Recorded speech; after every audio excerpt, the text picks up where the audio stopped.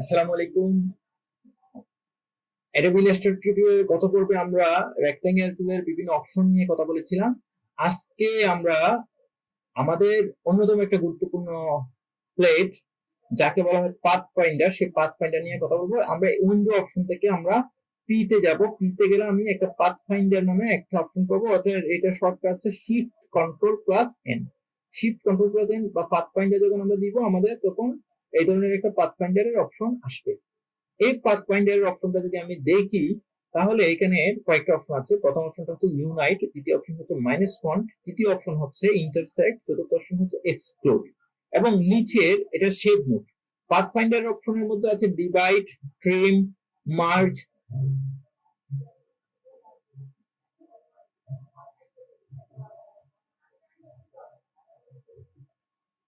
আমরা path finder টুলটা বিভিন্ন শেপ তৈরি করার ক্ষেত্রে খুব বেশি ব্যবহার করে থাকি। আমরা যদি পাথ ফাইন্ডার টুলের কাজ দেখতে চাই, আমরা কয়েকটা রেক্টেঙ্গেল নিয়ে নিব।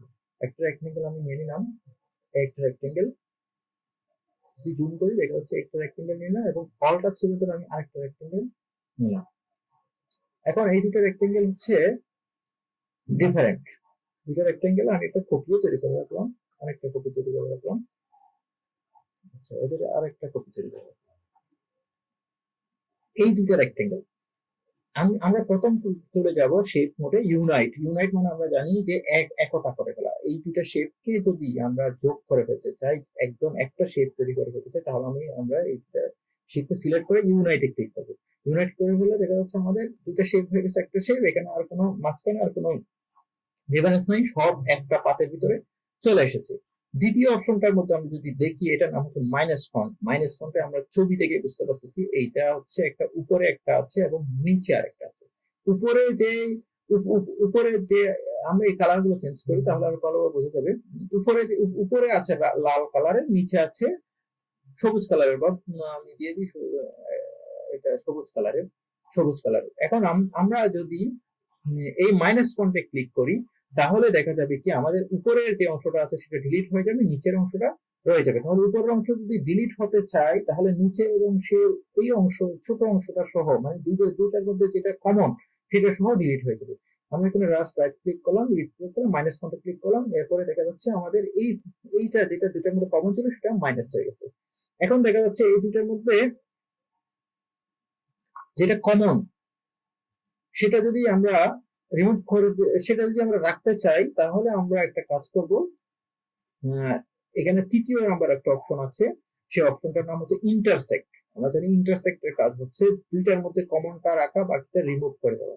এখানে আমি যদি ইন্টারসেক্টে ক্লিক করি, আচ্ছা, এটা একটা কপি আমি তৈরি করে রাখি আগে। এখানে যদি আমি ইন্টারসেক্ট আমি ক্লিক করি সিলেক্ট করার পরে, তাহলে দেখা যাবে দুইটার মধ্যে কমন অংশটা আছে এবং বাকি অংশটা নাই। এক্ষেত্রে দেখা যাচ্ছে কমন অংশটা থাকবে না, বাকি সবগুলো অপশনই থাকবে। এই দুটো অপশনে ক্লিক করে আমি যদি এই যে এক্সক্লুড অপশনে ক্লিক করি, তাহলে দুটো অপশনের মধ্যে যে কমন অংশ সেটা ডিলিট হয়ে গেল এবং পুরোটা একটা পাতে পরিণত হয়ে গেল, যেহেতু এটা সংযুক্ত ছিল। সুতরাং আমরা উপরে যে শেপ মোডগুলো বুঝতে পারলাম। এখন পাথ ফাইন্ডারের তৃতীয় অপশনটা হচ্ছে ডিভাইড। নিজের এই অপশনটা হচ্ছে ডিভাইড। ডিভাইড মানে হচ্ছে কোনো একটা অবজেক্ট যখন থাকবে, সেই অবজেক্টের প্রত্যেকটা অংশকে পার্ট বাই পার্ট সে ভাগ করে ফেলবে। পার্ট বাই পার্ট যদি আমরা ভাগ করতে চাই কোনো অবস্থায়, তাহলে আমাদের ডিভাইড অপশনটা আমরা ব্যবহার করব। আচ্ছা, এইটার কপি তৈরি করে রাখি। অল্টার দিয়ে ধরলাম, চারটা কপি আমি তৈরি করে রাখি। চারটা কপি তৈরি করে। আচ্ছা, এই যে অপশন, এটাকে আমরা বলি যে ডিভাইড। এই ডিভাইড অপশন আমি ক্লিক করলে দেখা যাচ্ছে আমি এটা গ্রুপ অবস্থায় তিনটে অংশ ভাগ হয়ে গেল।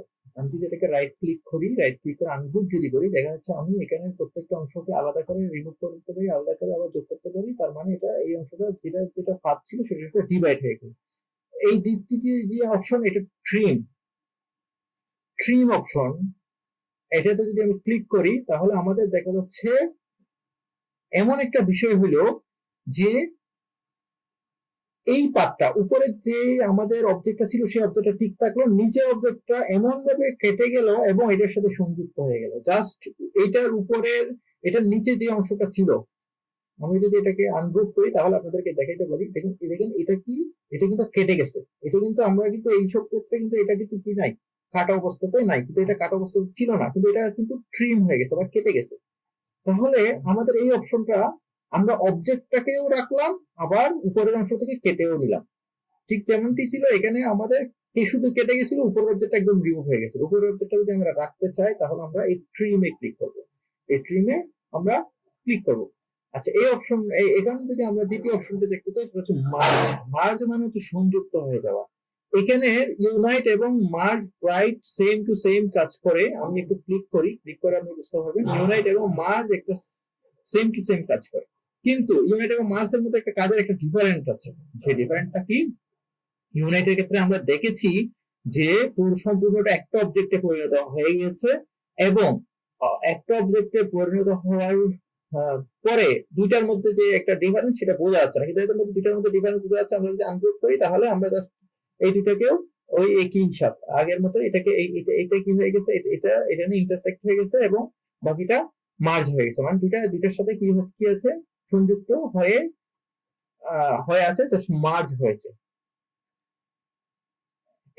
এই অপশন ক্রপ এবং ইন্টারসেক্ট প্রায় সেম, একদমই সেম। তাহলে এটা আমি ক্লিক করে, আমি ক্রপে ক্লিক করলে যে কাজটা হবে, ইন্টারসেক্টে ক্লিক করলেও সেই কাজটাই হবে।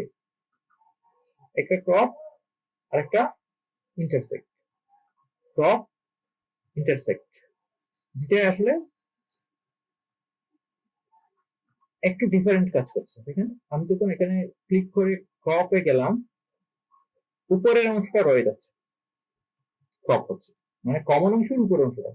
কিন্তু এখানে যখন আমি ক্লিক করে, সরি, এটা ইন্টারসেক্টে ক্লিক করে উপরের অংশটা রয়ে যাচ্ছে। ক্রপে ক্লিক করলাম তখন কি হচ্ছে, নিচের অংশটা রয়ে যাচ্ছে। তাহলে এই দুটার মধ্যে ডিফারেন্স হচ্ছে, একটা যেটা হচ্ছে ইন্টারসেক্ট সেটা উপরের অংশটা, কমন অংশটা রেখে দিবে, এবং ক্রপ হচ্ছে নিচের, যেটা কমন অংশ নিচের সেটাকে রেখে দিবে।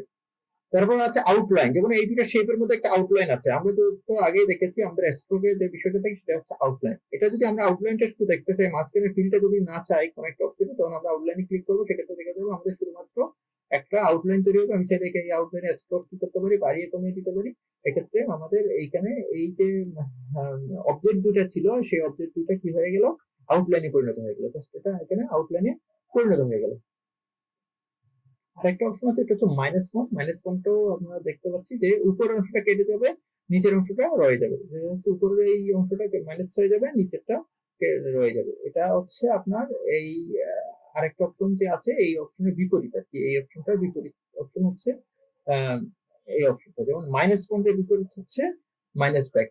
এই মাইনাস ব্যাক বা মাইনাস ফন্টের বিপরীত হচ্ছে মাইনাস ব্যাক। সুতরাং আমরা এখানে শেপ মোডের বিভিন্ন শেপ দেখলাম। আসলে এই শেপ গুলো তো শেপ মোডের এখানে যে অপশন গুলো পাথ ফাইন্ডারের, সেই পাথ ফাইন্ডারের শেপ মোড এবং পাথ ফাইন্ডারের প্রত্যেকটা অপশনই আমাদের খুবই গুরুত্বপূর্ণ।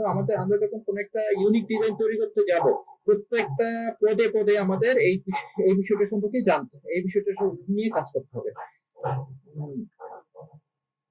এখন আমরা আরেকটা বিষয় দেখবো, সেটা হচ্ছে কোন একটা অবজেক্টকে আমরা কিভাবে, কোন একটা ইমেজকে আমরা কিভাবে ভেক্টরে পরিণত করতে পারি। সেক্ষেত্রে আমরা কিছু ইমেজ আগে থেকে নামিয়ে নিব।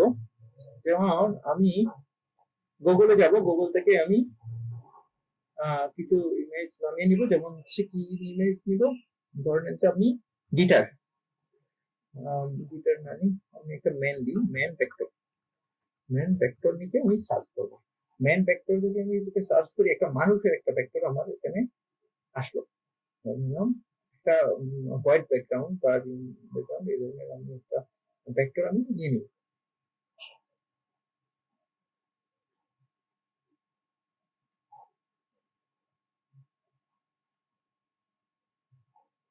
আচ্ছা, এখানে একটা ম্যানের ভেক্টর আছে। ম্যানের ভেক্টরটাতে আমি ক্লিক করলাম। ক্লিক করার পরে আমি সেই ইমেজ থেকে এটাকে ইমেজ করতে পারি জেপিজি 100%, অথবা আমি এখান থেকে সেভ এস করতে পারি। সেই ইমেজ এসে না, এটা ডাব্লিউপিপি আমি নামাবো না, আমরা অলরেডি এটা সেভ করে নিয়েছি। এখন আমি যদি এটা এই ইমেজটাকে আমি যদি অ্যাডোবি ইলাস্ট্রেটরে নিয়ে আসি, তাহলে ফাইল থেকে আমি গেলাম প্লেস, ফাইল থেকে আমি প্লেসে যাব। প্লেস থেকে গিয়ে আমার যে ইমেজটা আছে, যে ম্যানের একটা ইমেজ নিলাম, সেই ম্যানের ইমেজটাকে আমি এখানে নিয়ে আসবো। তাহলে এখানে আমাদের ম্যানের ইমেজটা চলে আসলো। 5 থেকে প্লেসে গেলাম, প্লেস থেকে আমি আমার ম্যানের ইমেজটা যেখানে আছে, যেখানে ডাউনলোড হয়েছে, তো সেখান থেকে আমি জাস্ট এটাকে এখানে প্লেস করে দিলাম। প্লেস করে দেওয়ার পর আমার এই অপশনটা এটা এভাবে আছে। এখন আমি যদি একটা বিষয় দেখি যে এটাকে যদি এদিকে নিয়ে আসি, দেখা যাচ্ছে এখানে একটা হোয়াইট ব্যাকগ্রাউন্ড আছে, আমি এটাতে কোনো কালার চেঞ্জের কোনো অপশন নাই। আমি চাচ্ছি এটাকে একটা ভেক্টরে পরিণত করতে। যে কোনো একটা ইমেজকে যখন আমরা ভেক্টরে পরিণত করতে যাবো, সেখানে আমাদের একটা উপরে একটা অপশন পাবো, সেটাকে বলে ইমেজ ট্রেস। ইমেজ ট্রেস নামে একটা অপশন উপরে আমরা পেয়ে যাবো। ইমেজ ট্রেসে আমি যদি ক্লিক করি, তাহলে আমার ইমেজটা ভেক্টরে পরিণত হওয়ার প্রথম ধাপটা সম্পন্ন হলো। এখন আমি এক্সপ্লেন করবো। এক্সপ্লেন হয়ে গেলে কি হবে, এটাকে ভেক্টরে পরিণত, এটাকে জাস্ট আনগ্রুপ করবো। আনগ্রুপ করে উপরে ধরে এটাকে ডিলিট করে দিব। ডিলিট করে এটা দেখা যাচ্ছে আমার একটা পুরোপুরি একটা সলিড একটা শেপে তৈরি হয়ে গেল। এই সলিড শেপে দেখা যাচ্ছে আমি এখানে চাইলে সলিড শেপের কালারটা আমি চেঞ্জ করে দিতে পারি।